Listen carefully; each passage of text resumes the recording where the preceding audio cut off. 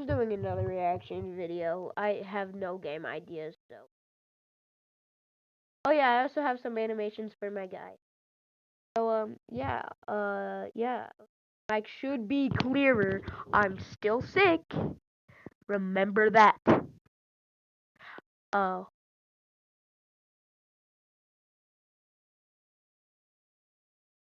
uh, uh, Internation. Well, that's gonna be concerning. Wait. Yeah, that's 100% confirmed.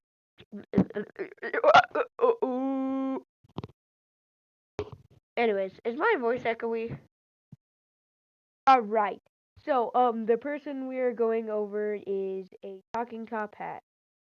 People who snapped and, blanked apex predators be barehanded. Anyways, this is a talking hat. Go to his channel, subscribe, do it now. Do it. Do it. We'll also be watching let's do this one. Yeah. No one goes to Hank's for his spreadsheets. He doesn't sell them. He does sell it. The Spring Incident. On July 25th, in 2009, Felipe Massa was having the season of his life at the Hungaroring circuit. The Brazilian Ferrari driver was leading the Formula One World Championship and was currently fighting for what would be his first world title. On a calm Saturday evening, while qualifying for the Hungarian Grand Prix, Felipe was pushing his car to the absolute limit and trying to secure the pole position for the official race. For pausing this video, did you guys wait? Did you guys ever play with cars as kids? It just be like, yeah.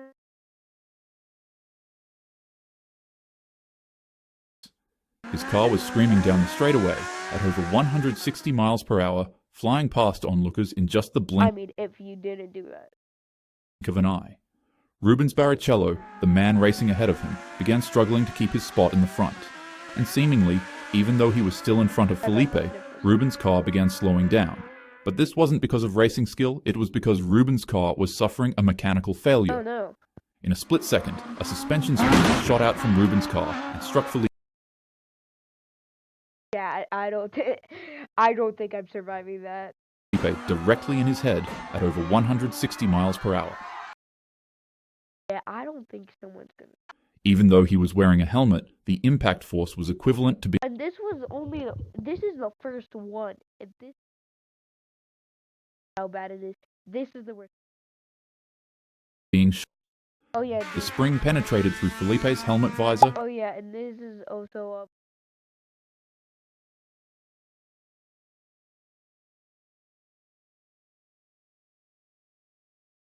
and hit him above his left eye, instantly fracturing his skull.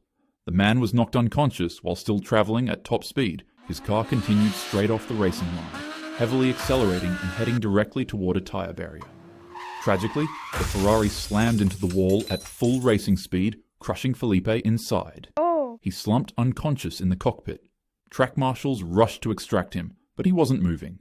Medical teams airlifted him to a hospital in Budapest, where surgeons performed emergency life-saving efforts on him. Felipe spent over a week in the hospital, but luckily enough, he survived this horrific event. He would go on to miss the remainder of the 2009 season, watching from his hospital bed as his hopes for the championship evaporated. But incredibly enough, he would return to Formula One in 2010, just 8 months after an injury that should have ended his life. The Sleepyhead Incident. Juan Manuel Fangio was already a legend in motorsport, but in 1952, he was pushing himself beyond human limits. Formula One in the early 50s was brutal. Drivers raced nearly every weekend across Europe with minimal rest, while also driving themselves between circuits in regular cars to save money. Fangio hadn't slept in 48 hours. Nonetheless, he had driven overnight from one race to reach Monza for the Italian Grand Prix. Then he immediately participated in practice sessions. His team urged him to rest, but Fangio kept insisting that he was fine. He was a psycho, but he was also one of the greatest drivers who ever lived. A man who would eventually win 5 world championships. So, surely enough, he could handle a little sleep deprivation. The race began, and while shooting down the roads at over 100 miles per hour on Monza's high-speed layout, Fangio's body finally gave out. His exhausted mind told him that he was just blinking, but in reality, he was actually falling asleep behind the wheel, and at those speeds, a moment is enough. Fabio's mine. His Maserati Fabio's mine. You're just a little.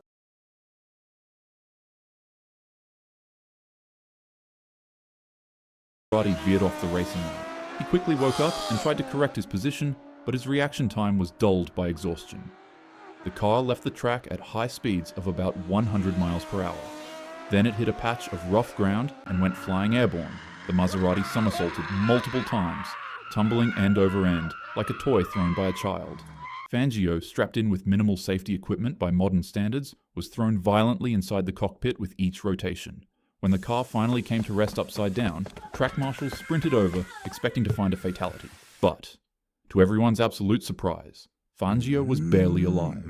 He had suffered severe neck injuries, and in a time before modern medicine, doctors warned that he could have easily been paralyzed or utterly destroyed by the impact forces. But Fangio recovered. Not only did he return to racing, but he went on to dominate Formula One throughout the 50s, winning 5 world championships between 1951 and 1957. And, this man isn't actually really a stranger to surviving impossible situations. Just a year later, he would be kidnapped in Cuba by Fidel Castro's rebels. But surprisingly, he was unscathed. His kidnappers treated him with tons of respect. The crash at Monza that nearly killed him became just another scar in a career defined by legendary resilience and skill. His survival was attributed to both luck and his exceptional physical conditioning, though even Fangio admitted afterward that racing without sleep had been an inexcusable mistake that almost cost him everything. When business slowed, Hank asked co-pilot in Excel how to help bring back the $1 slice. Suddenly, Hank says you gotta try this place kind of thing. All right, thank you. Hank makes the pizza, co-pilot handles the spreadsheet. The seat incident. On September 1st, in 1990, Martin Donnelly was a rising star in Formula One for the Lotus team. During a practice session ahead of the Spanish Grand Prix, he was pushing his car through the high-speed corners of the racetrack when a suspension failure sent him careening toward a concrete barrier at approximately 170 miles per hour. The impact was catastrophic. The Lotus Lamborghini hit the barrier with such force that the car literally split in two. The cockpit structure separated and the wheels flew off in different directions. But most horrifying of all, Donnelly was ejected from the cockpit while still strapped to his seat. He crashed onto the track surface like a rag doll at speeds over 100 miles. Bystanders froze in absolute disbelief as Donnelly was laying on the asphalt, unconscious, with his legs bent at unnatural angles and blood pooling around him. Medical crews reached him within seconds, but his injuries were so severe that trackside doctors immediately knew that he wasn't alive. Donnelly was placed in a medically induced coma and airlifted to a hospital in Seville. For days, he remained unconscious while surgeons performed multiple emergency procedures to stabilize his shattered body. To everyone's utter shock, he finally woke. However, doctors delivered devastating news. They stated that Donnelly wouldn't ever walk again because the damage to his legs and pelvis was so extensive that any mobility seemed impossible. I already know. But the racer refused to accept that prognosis. Over the next 2 years, he underwent brutal physical therapy and rehabilitation. Slowly and impossibly, he regained the ability to walk, defying every medical expectation. While he never returned to Formula One racing, he did eventually race in other series, and he went on to live a full life. One driver's just like 27 seconds. If they get into a crash, that's 20 like cars came screaming into the first corner of the racetrack at over 100 miles per hour, with drivers left and right jockeying for position. The tension was tight, but the cars were packed even tighter. Each vehicle closely paralleled the other, while waiting for an opportunity to overtake the lead. And then, it happened. Romain Grosjean, starting from the midfield in his VF20, made contact with another car. The touch sent his car skating right across the track directly into the path of the metal barrier at 140 miles per hour. The impact, as usual, was devastating. I know this The force was registered. I know this one. I saw this one watching another video. Yeah, most of you are not going to survive this incident. Nobody I don't even know. Formula One drivers are just crazy at because, 67 like, Gs, how did which is more he than enough to cause survive fatal this? injuries. To really We'll put the see when it impact of this happens. collision into perspective, it's like being placed into a medieval catapult and then being shot full force into a wall that's like 10 feet away from you. But the crash itself wasn't the worst part. When Grosjean's car hit the barrier, it didn't crumple in a controlled manner like modern F1 cars are designed to do. Instead, it was flipped over and the barrier penetrated the car's survival cell, essentially spearing through it. The car was split into two pieces. Yeah, The rear section with the we engine don't remained even on know. one I side of don't the even barrier, know while the how front section you with are still Grosjean alive from inside this. was wedged into the barrier opening. When this happened, the fuel tank ruptured on impact and began spilling fuel across the superheated engine and exhaust components. In just the blink of an eye, the fuel ignited instantly, creating a massive fireball that engulfed what remained of the cockpit. The flames reached over 20 feet high, and temperatures inside the fire exceeded 1,600 degrees Fahrenheit. Although Grosjean miraculously survived the initial collision, he was still trapped. The twisted metal of the barrier was pressing against Yeah, the you're car not from one side, surviving this. and the halo device, a titanium You're ring not that sits surviving above this the unless driver's you're an head, F, was wedged against the like barrier on the other side, F1. effectively If keeping you're an him F1 tied down. racer, you're He surviving couldn't move, all of he this. couldn't escape, and as the car caught on fire, so did he. For 27 seconds, They're- Grosjean would scream in horror while being stuck in a 1,000-degree inferno that This was what his car looked like. so did he. That's cool. For That. 27 seconds, Grosjean would That's why it's scream only in horror while being 27 stuck in a seconds, 1,000-degree isn't it? inferno that consumed every inch of his body. Medical personnel took too Nightmare long, and the fuel. fire was too big. Literally. Everybody immediately knew that they just witnessed a man passing away in one of the most shocking ways possible without being able to do anything about it. What is That is, that? until a miracle appeared on the scene. A blazing figure emerged from the flames. After being cooked alive for what felt like a lifetime, Grosjean shockingly climbed out of the inferno and ran out into the open with his entire race suit on fire. I don't He think later he described can. those 27 petrifying seconds. This is what he said went on from his perspective. I woke up upside down, and at first I tried to get out, but then I couldn't move, so I just decided to wait there for help to come. That is, until I realized my entire car was engulfed in flames. Immediately, I tried to unbuckle my safety harness, but I couldn't find the release mechanism with my gloves. I could feel my hands burning, they were literally on fire, and my race suit was melting into my skin, so I tried a second time to release the buckle, but I failed again. At that point, I just realized that this was my end. This Oh, was the way I God. was going to go out, and so I relaxed in peace with myself and accepted it. And then I thought of my Oh, wife and kids. At that point, in the end, I wouldn't stop trying until I realized I was outside of the car. Grosjean had suffered severe burns to both hands, particularly his love came over burning alive. left hand, which showed Love, second and third degree the important thing is family beat Inferno and car crash. burns, but he was alive, surprisingly with minimal damage. Formula One drivers exist in a unique space where they face potential fatalities at hundreds of miles per hour every time they race. Yet modern safety innovations have made survival increasingly possible even in the most catastrophic accidents.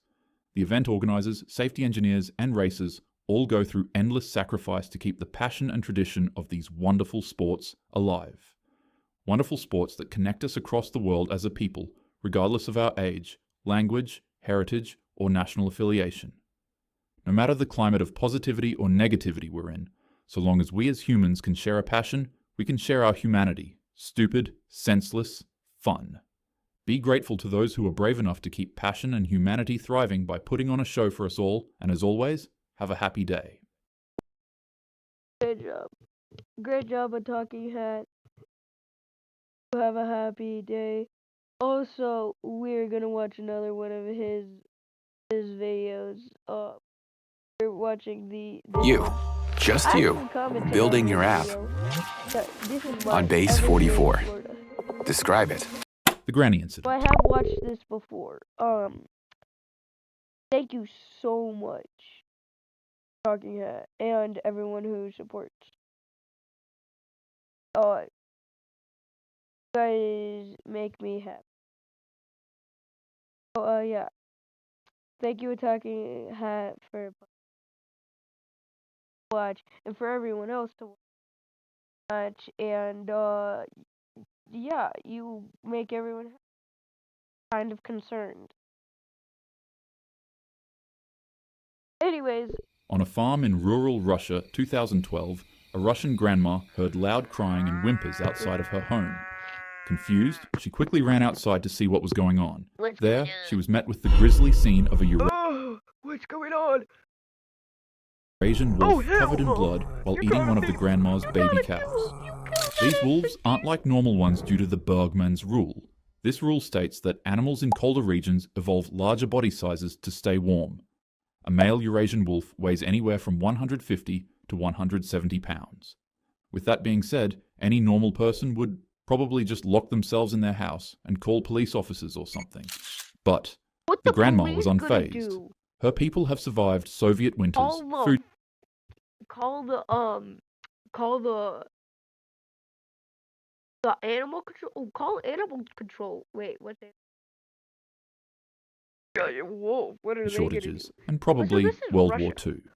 So for her, a wolf was just another Tuesday. While the wild animal was trying to tear the calf apart, the grandma began roaring at it in an attempt to scare it off. But unbeknownst to her, the wolf had rabies and was manic. So instead of running away, the beast lunged at the grandma, going straight for her throat. However, she immediately punched the animal in the snout, causing it to bite onto her left hand instead. She tried to open up the wolf's mouth so that she could shove her hand down its throat. What? That probably sounds like a random thing to do in this situation, but hunters and herders sometimes use this tactic because apparently larger animals have really bad gag reflexes. Unfortunately for her, however, the wolf's jaws were locked tight, and she So if I shove my hand down your mom's throat, they're gonna have a bad gag reflex. wouldn't be able to get them That's open gonna happen. because it began thrashing her hand around. So instead, she switched gears to her backup plan, punching. She kept on punching and punching and punching the wolf until it decided to go tear away at her legs. To be fair, she's 56 years old and fighting a wolf, so when the wolf began dragging her by the legs, that's when she realized she needed a weapon, and luckily for her, her trusty axe was nearby. While the wolf was busy munching on her feet, the grandma raised her axe high above her shoulders and split the wolf's head in two. And I don't think I can show that. Then she did it again, then she did it one more time for good measure. She was taken to the hospital where remarkably her injuries weren't too severe. Yeah, I'm sorry, we can't do. I may have forgotten to mention this, If you're a wolf and watching this video, then my advice to you is, don't try to eat Russian grandmas. They're not prey. They're more like Elden Ring bosses. Also, to add to that, don't try to eat these next types of people either. The dad incident. In 2021, a father in Karnataka, India, was riding back home on his motorcycle in a forest. As is common in certain regions of India and other countries, the father was riding with his wife on the back of his bike while she carried their child. It was nearing nighttime, and why after the why is child censored? With their family finished their work for the day, they were headed back to their village to relax. Their fatigued eyes squinted hard through the rural road they were on together. They tiredly blinked at it again and again until they noticed the motorcycle got heavier. The man's wife looked down at the child she was carrying, and in the blink of an eye, she realized that there was now a full-grown leopard biting down on her kid's leg. Yuck. A 160-pound wildcat was latched onto the and trying to run off into the forest with it, all while on a motorcycle. The mother screamed and pulled back her kid from the grip of the leopard's teeth, provoking the beast in the process. It quickly pounced and swiped at her in retaliation, prompting the man to increase the speed on his bike so that they could outpace the cat. But unfortunately, his motorcycle wasn't fast enough to escape the animal because it quickly bit onto the leg of his kid again. Out of pure instinct, while still riding the motorcycle, the father began elbowing the leopard to get it off their child. The cat swiped up at him, causing him to crash the vehicle. However, before the leopard could run away with the child, the father grabbed the animal by its throat. Yeah. And while it quickly let go of his kid, the two of them fell into a wrestling match. Leopards are exceptionally lethal predators, with the ability to vertically jump 10 feet into the air Yeah, I and casually would drag 200 pounds not up into do trees that. with them. There are even videos of leopards plummeting from 300 feet, shaking it off, and continuing to hunt their prey. And here, this 30-something-year-old man was wrestling one with his hands gripped tightly around its throat. The leopard thrashed him around. Its claws tore into his arms, chest, and split his... Yeah, this video says...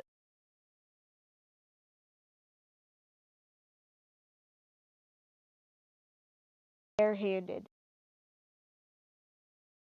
Did not face. do that But still, barehanded. he didn't let go, because he knew if he did... Oh yes, this meme perfectly shows what happened. it'd slaughter his family. So he did something absolutely insane. Mid-wrestle match, he positioned the leopard into a chokehold with both of his arms. These cats have necks that are thick with muscle designed to support their ability to carry heavy prey up trees. So, honestly, for a human, trying to strangle this wildcat is pretty much like trying to choke out a tree trunk. Neighbors in nearby villages finally heard the commotion from the attack and quickly ran in the direction of the screaming family. But when they arrived, it seemed that they were already late to the party because what they witnessed had everybody in pure disbelief. They saw a man sitting on the floor, covered in blood, and in front of him laid a motionless leopard. Everybody was taken to the hospital for their injuries, and the only casualty of the event was the leopard. The Florida Man incident. And Florida's just crazy. Like, you're fucking... sorry.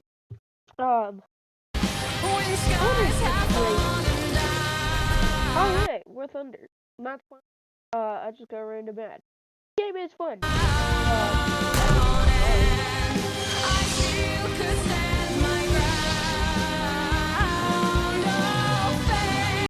Oh yeah, I don't like Raid Shadow Legends. It's actually fun.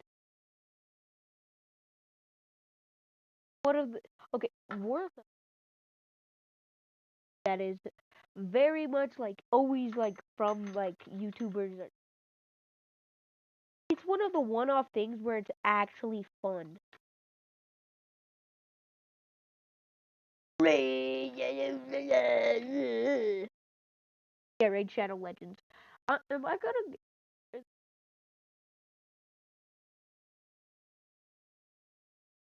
gonna...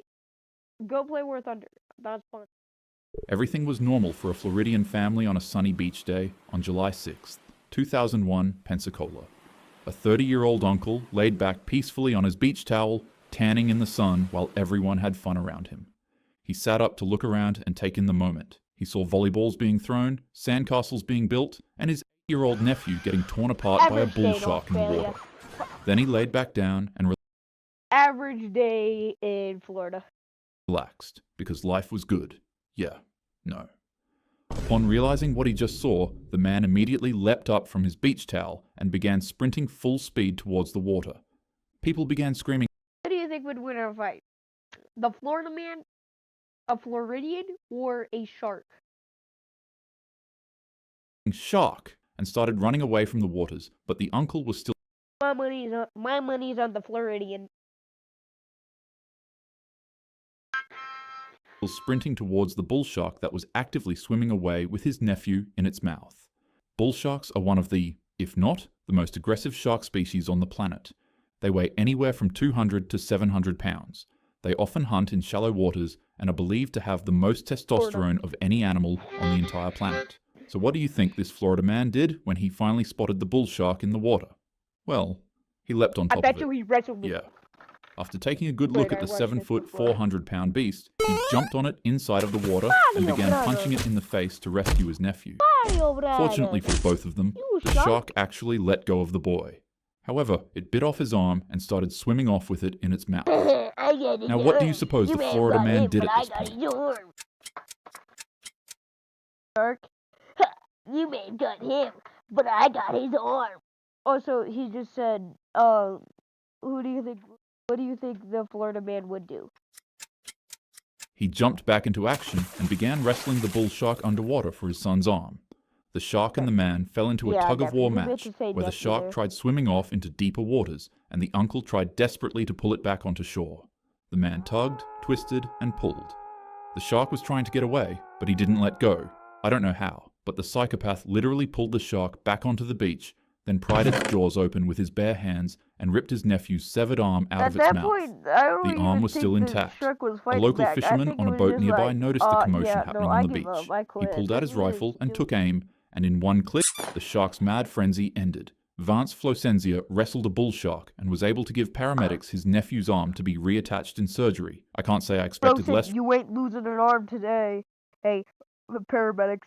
He has no reattach the arm. From the Florida man, but honestly, he wins Uncle of the Year. The Uno reverse incident. In 2024, a 35-year-old railway worker in India was just trying to get some sleep after a long shift. It was the middle of the night, and he was passed out on his bed when he felt something crawling up his leg.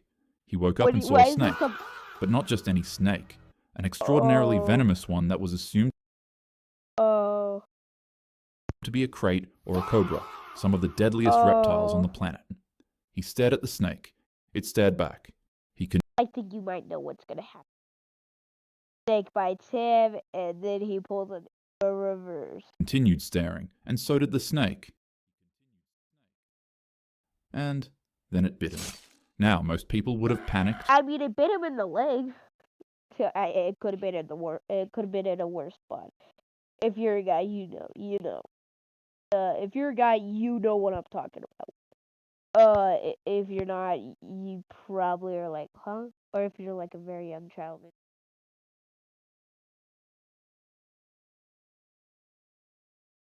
Not be watching his content.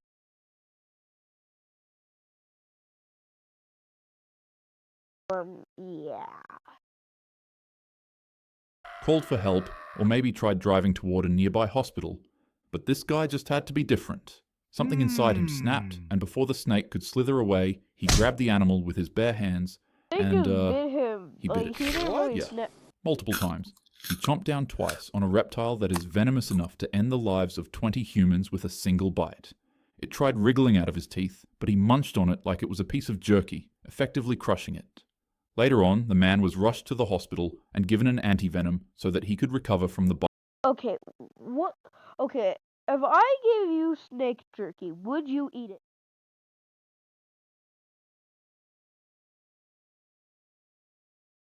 I mean, like, snake jerky kind of sounds good, though. How does it sound good?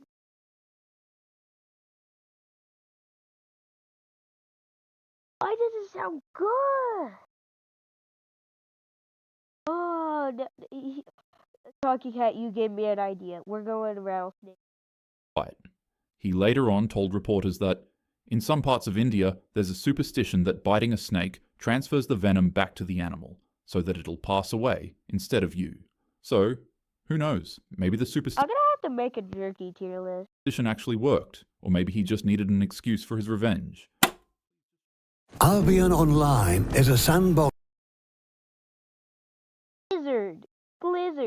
MMORPG in which you write your own story instead of... I'm sorry. I don't have Albion Online. I have World of Warcraft. Okay, if you didn't get that joke, basically Albion Online is mobile World of Warcraft. So yeah, please just okay. He was a 69-year-old Alaskan hunter, I and probably on can't November put the title here. That title here. 1st, 1999, Yeah. he was out in the wilderness doing what he'd done for decades: hunting. He knew the woods, and more importantly, he knew how to handle himself. Him and 3 other hunters set out to catch a black-tailed deer, but due to the windy weather, it was extraordinarily hard to sneak up on one. So they split up into groups of 2. Later on, after hunting for what felt like hours, the man and his partner became frustrated because they still hadn't caught the deer. So he came up with a plan. He told his partner to split up with him and said, "If I let out a shot, you come to my noise, but if you let out a shot, then I'll come to your noise." His partner nodded in agreement, but the only issue is that his partner was also wearing a heavy-duty hat with thick ear flaps that muffled the sound of pretty much everything outside. The man split up from his teammate, and within just a bit, he found the deer they were trying to hunt all day. He took aim, marking a successful hunt for him. If I do that, Mr. Pug, who I'm friends with, say, "Hey, I gave you that idea. You stole it."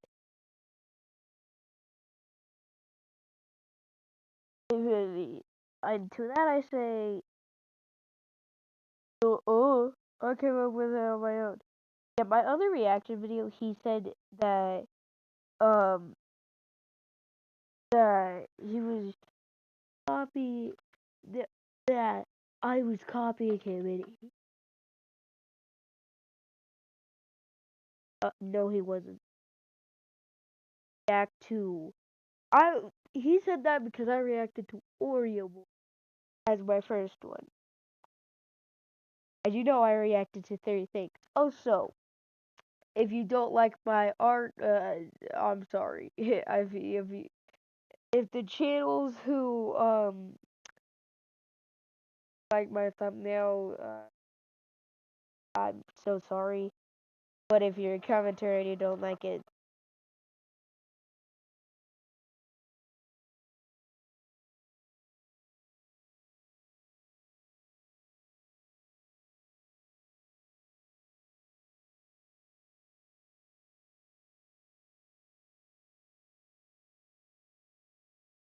sorry, I got distracted with fidget spinners. Metallic with fidget spinners. Anyways, I want to play Far Far West, but I have so much trouble playing that game. And his crew. He waited for his partner to come, but it didn't happen. He began hooting like an owl a few times to draw attention, but his partner still didn't show up. The man rolled his eyes in annoyance, took off his rifle, and put it beside a tree. He then decided to butcher the deer meat by himself, and after cutting away at it for a while, the man heard a twig snap behind him. Feeling relieved that his partners finally showed up, he turned around to greet his crew. A brown bear stands at about 10 feet tall, weighs about 1,000 pounds, and runs as fast as a car on a street. Unfortunately for this man, it wasn't his crew members that showed up, but instead, the bear. The hunter froze when he saw it. The distance between the two of them was about 30 feet away, and the distance between him and his rifle was only 2 feet. But the bear let out a roar, and it charged at him so fast that it was impossible for him to even think about trying to grab that weapon.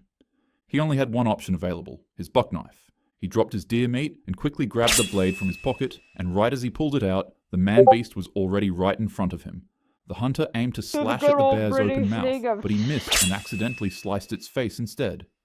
Angering the bear, it crushed his arm with its teeth, tearing off his skin and exposing his bone.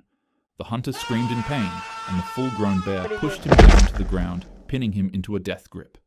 While it twisted away at the hunter's arm, he quickly used his free hand to try to poke the bear's eye out with his thumb. But it began thrashing him around, causing him to miss continuously. The man switched gears and instead took his finger and jammed it deep into the bear's ear canal, rupturing its eardrum. The beast let go of him and recoiled in confusion and annoyance. It then let out another 100 to 120 decibel roar and charged at the hunter again. The man was still on his back, so he desperately kicked the bear square in the throat, making it stumble as he hopelessly scrambled back to his feet. He was covered in blood, with an arm that was completely mangled and a bear that was charging at him again to finish him off for good. The man's mind raced, and his thoughts became a blurry panic. He was actually getting eaten alive by a bear, and he was running out of options for survival. Acting quickly, he fell onto his butt and stretched out his leg to use it as bait for the bear to bite onto and be distracted with. This would prove to be a terrible decision, because instead of just biting the lower end of his leg, it actually chomped down on his thigh, giving it complete control over his entire body. The bear began to shake the man around like a rag doll, thrashing his body around and bashing his skull on the floor, nearby trees and rocks, causing serious damage. The hunter couldn't see a single thing. His ears gotten blocked from the extreme trauma he was suffering, and he was losing consciousness. Nonetheless, his adrenaline gave him enough energy to power through the bear's thrashing and to plow his buck knife countless times into the beast's thick, furry neck. The bear dropped the man and backed away as it bled from its neck with his knife stuck in it. The man stood up on one foot with his body exposed, showing both muscle and bone, but he fell into a delirium and began screaming at the bear. Reports mentioned that he began desperately shouting something to the lines of "God is on my side" or "The Lord is with me." The bear charged at him again, and with one good arm, he punched the bear square in the snout repeatedly, causing the disoriented animal to collapse on the ground. The hunter collapsed on the ground with the bear, then quickly scrambled to his feet to grab his rifle. Each time he stood up, he fell. But finally, he got to his weapon. At this point, his vision was blurry, his eyes were covered in blood, his hearing was muffled, and he was on the brink of passing out. He stood over the bear's body with his weapon, aimed it at the bear, and then tried to shoot it. However, nothing happened. He quickly looked at his rifle and realized the flesh hanging off of his body had jammed the bear began groaning and slowly getting up again. He tirelessly pulled the flesh out, then aimed the weapon at the bear again. He was victorious, but then he immediately collapsed to the ground. The man could barely stand. He dragged himself across the snowy forest until he reached the beach. Sticks and branches tore at his already mangled body as he crawled. Each time he was about to lose consciousness from the sheer amount of pain he was in, he'd quickly grab a chunk of ice-cold snow and shove it into his mouth to shock him back awake. When he made it to the snowy beach, he finally saw his team. Horrified with what they saw, they ran to the man's disfigured body to help him out. Drenched in blood, the only thing the man said before passing out is "please." This is the story of Gene Moe, an Alaskan huntsman. After receiving multiple skin grafts and about 1,000 stitches, he survived and made a full recovery from this nightmare. And despite the trauma, Gene kept on hunting well into his 70s. He credited his survival to God, and he would go on to live a full life till 2024, where he passed away peacefully at 93. The wilderness is extraordinarily dangerous, but honestly, the moral of today's story is, don't mess with Russian grandmas, don't mess with Florida men, and especially don't mess with any Alaskan Christian dudes that have don't mess with Florida in general. A bear hanging up on their wall. Now, go and have a happy day. Hey, buddy! So go subscribe to a talking top hat. If you don't.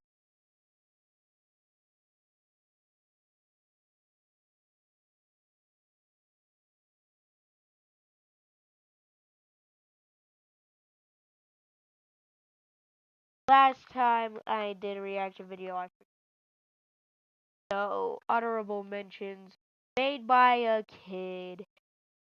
Oreo boy.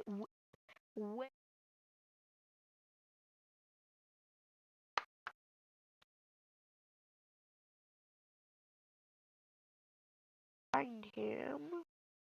Oreo boy animates. I hope you all enjoyed. I hope you guys enjoyed this video. Please.